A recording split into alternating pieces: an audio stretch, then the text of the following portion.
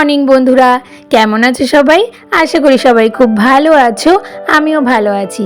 আমার এক আকার স্বপ্ন চ্যানেলে তোমাদেরকে অনেক স্বাগত আর ভালোবাসা জানিয়ে আজকের ভিডিওটা শুরু করছি। আজকে হলো শুক্রবার আর আজকে রান্না করতে করতে ভিডিওটা শুরু করলাম। তো এদিকে দেখতেই পাচ্ছ সকালবেলা ঘুম থেকে উঠে আগেই আমি রান্না বসিয়ে দিয়েছি, কারণ ওই যে কয়েকদিন ধরে না খুব এরকম হচ্ছে, লেট হয়ে যাচ্ছে। ওই রিশানের একদিন স্কুল থাকে, একদিন ছুটি থাকে। তো সেই জন্য কি হয়, ওই যেদিন কি ছুটি থাকে না, মাইন্ড ওইভাবে কাজ করে যে থাক একটু পরে উঠবো, উঠে সব কাজ করে নেব। তো সেই কারণেই আর কি একটু দেরি হয়ে যাচ্ছে। আর তার জন্য জানো তো সব কাজ আমার এলোমেলো হয়ে যাচ্ছে। তো কালকে শনিবার, কালকে পরীক্ষা শেষ, তারপর সোমবার থেকে রোজ স্কুল আছে। তো এবার থেকে আর কোনো প্রবলেম হবে না, সকাল আবার 5:30 থেকে উঠে সব কাজ সময় মতো করে নেব। আর তারপরে এদিকে তো দেখতেই পাচ্ছ কি কি রান্না করলাম। কিছু না পাবদা মাছ আর রুই মাছ মিলানো ছিল, তো সেটাই আজকে করে নিলাম। আর তার সাথে একটু শাপলা বটি করে নিলাম। আমরা তো শাপলা বটি বলি বা ভাজা যাই বলো না কেন, তোমরা কি বলো আমাকে অবশ্যই কমেন্ট করে জানিও। তো যাই হোক, তারপরে সকালে টিফিনের জন্য আজকে চাউমিন করেছিলাম। তো রনকে টিফিন গুছিয়ে দিয়েছি, ও অফিসের জন্য বেরিয়ে গেছে। আর তারপর এই যে এখন আমি আর রিশান চাউমিন নিয়ে বসলাম। আর জানো তো খাচ্ছি আর ভাবছি খালি যে কি কি কাজ আজকে বাকি আছে। আজকে অনেক কাজ বাকি আছে, কিছুই হয়নি বলতে গেলে, শুধু রান্নাটুকুই হয়েছে। আর কাজ আছে বললে তো আর হবে না, কাজগুলো তাড়াতাড়ি করে করতে হবে। তো সেই জন্যই আর কি কতগুলো জামা কাপড় ছিল। আর এই তো বৃষ্টি, ভালো লাগছে না, একঘেয়ে জানো তো। একদিকে তো গরম লাগছে না, সেটা ভালো কথা, কিন্তু এতটাও বৃষ্টি আবার ভালো লাগে না।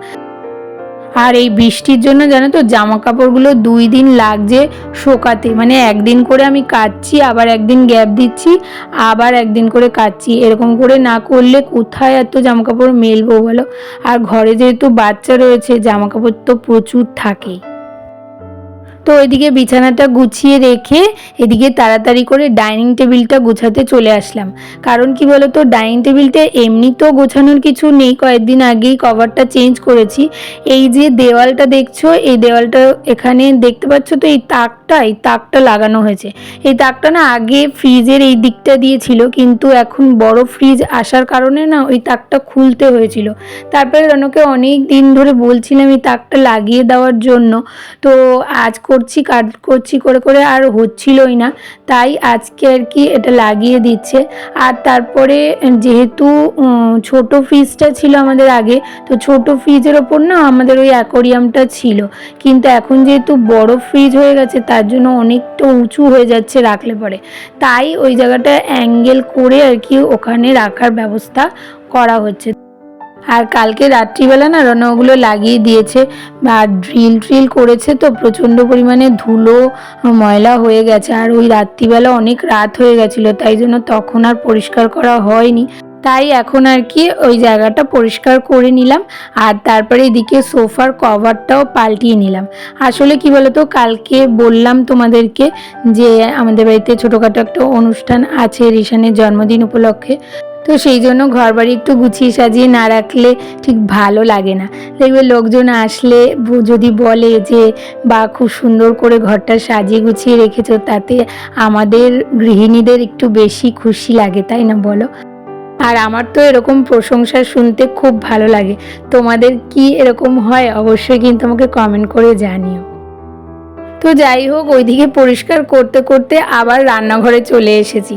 আমি জানো তো বুঝতে পারছি না কোন দিকটা আগে করব, কোন দিকটা পরে করব।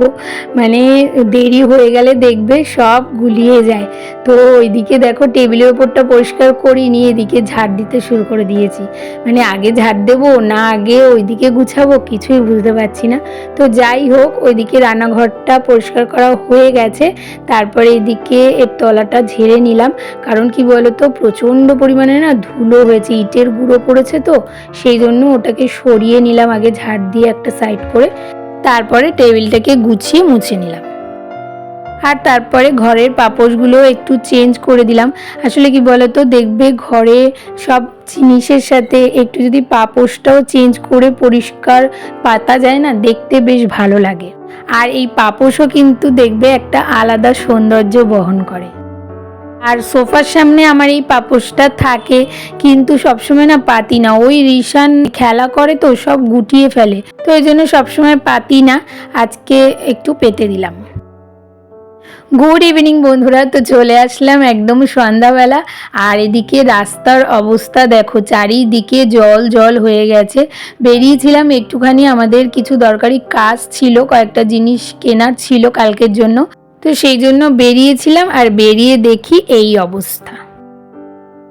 আর তারপরে বাড়িতে এসেই এদিকে আবার ঘরটা সাজাতে লেগে পড়েছি। তো এদিকে মাছের যে আমাদের অ্যাকোরিয়ামটা ছিল ছোট্ট জারটা, এই জারটা তো এটা না অনেক দিন ধরে এমনিই পড়েছিল, কারণ ওই মাছ মরে যাচ্ছিল বলে আর আনছিলাম না।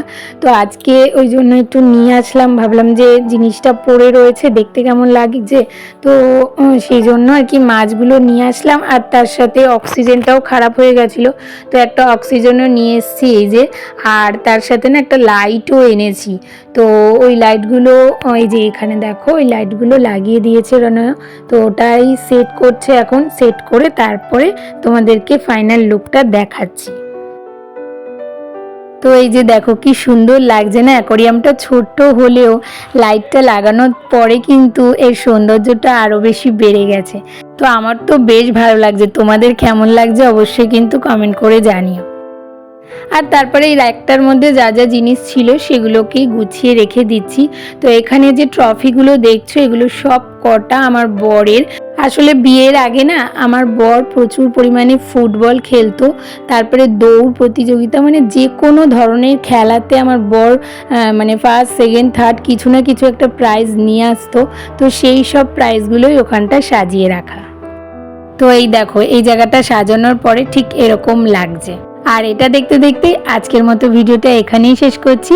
তাহলে আজকের ভিডিওটা তোমাদের কেমন লাগলো? ভালো লাগলে একটা লাইক, কমেন্ট, শেয়ার আর সাবস্ক্রাইব করে পাশে থেকো। নোটিফিকেশন বেলটাকে অবশ্যই অন করে অল করে দিও। তাহলে দেখা হচ্ছে নতুন একটা ভিডিওর সাথে। ততক্ষণের জন্য তোমরা সবাই খুব ভালো থেকো, সুস্থ থেকো আর অনেক অনেক স্বপ্ন দেখতে থাকো।